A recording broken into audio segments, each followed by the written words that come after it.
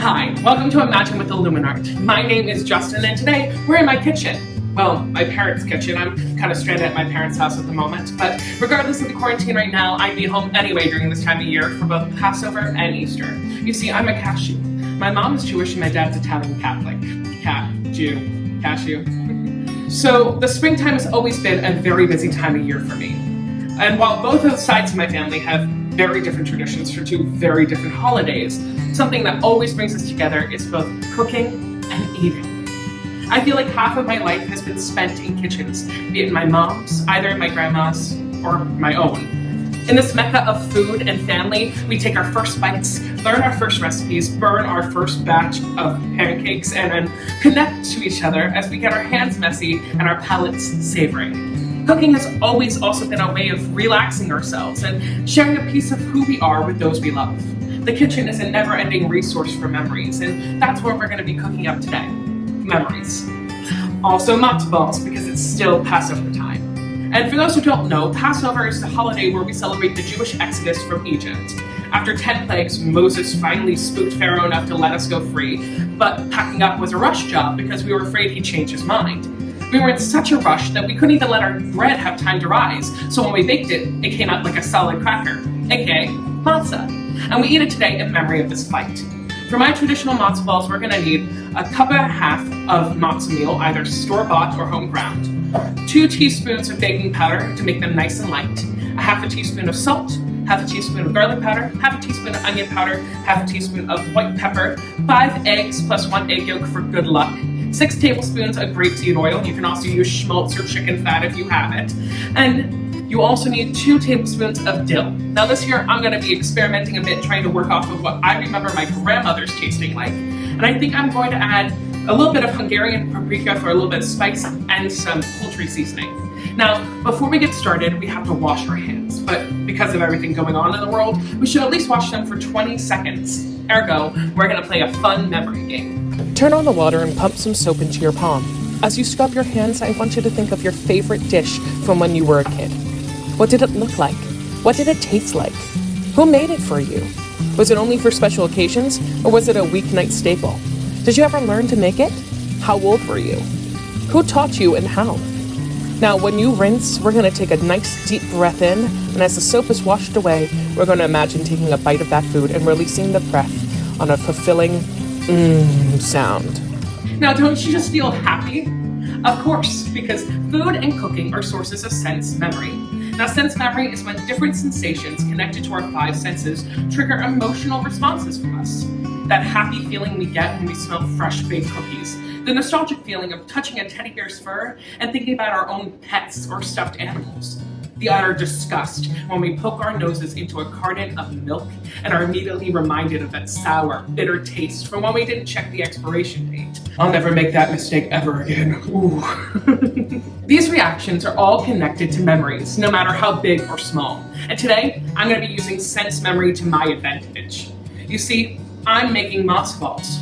Now, every Jewish family has a matzah ball recipe, and inevitably everyone swears that their grandmother or mother makes it the best. So forgive me for a second for being completely biased, but my grandma, Loretta Klein, made the best matzah ball soup, period.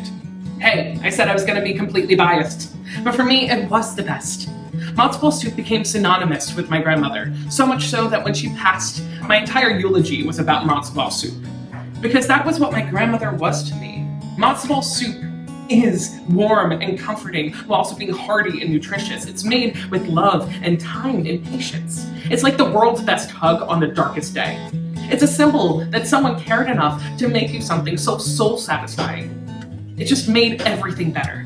And I have vivid memories of watching her work her magic every holiday and even learning how to make them when I was 10. Standing side by side with her at the kitchen island was my happy place. So for the first couple years after she was gone, I felt like I was chasing a phantom. Whether ordering it at diners or constantly tweaking my own recipe, I have replayed my sense memory over and over in order to find a doppelganger for my grandmother's. And every year I think I must have missed something while working side by side with her. So today, why don't you join me in retracing some memories, making some matzah balls, and seeing if I crack the code, shall we? First things first, let's combine all those dry ingredients. In this bowl, we're going to put our matzah meal, salt, and spices and give it a good whisk. In another bowl, we're going to scramble up our eggs in grapeseed oil until it's all one uniform color and texture. I don't want to see any pockets of egg white unincorporated with the rest of the yolks and oil. Now, some people add seltzer water to their wet ingredients to give it lift, and I've tried that before too, but we didn't have any, so rest assured, these matzo balls will turn out amazing without the bubbly. But once it's all combined, you can scramble in those herbs. Now, what I like to do, and maybe it's because I watch too much Food Network, is make a little well in my dry ingredients. The goal when mixing the two is to not overmix, so this technique really helps with that. You're going to pour your egg mixture into the well, and then using the fork, slowly scrape and mix it in those dry ingredients closest to the wet. Little by little, you're incorporating that matzo meal into those eggs, and it's going to make sure that every bit of the meal is married to the wet without making a tough dough. We want floaters, not sinkers. If you have to add a bit more matzo meal as you go along to soak up any moisture, you can. You want a wet dough, not a batter. We're going to put the dough in the fridge for at least a half hour to let the dough set up, but I usually let it rest for about an hour or two. And this is a really great moment to clean up and also to take a breath. Enjoy your process. My grandmother would always time out her resting time to how long General Hospital was.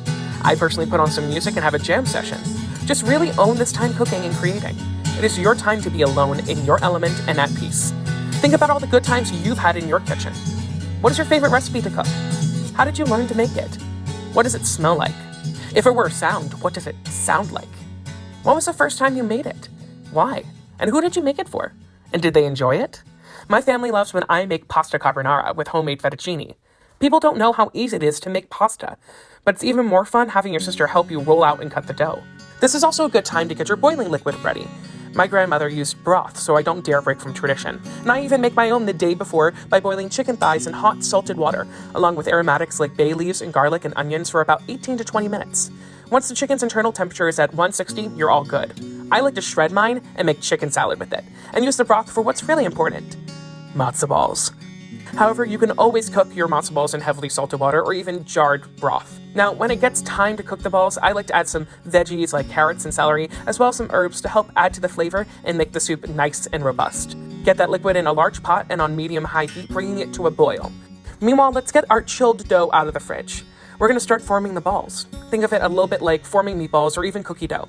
I like using a 1-inch ice cream scoop for portion control, but when I was a kid, my grandmother and I did it by hand. I used to put my hands right in and start forming these giant balls, making a giant mess all over the counter and my hands.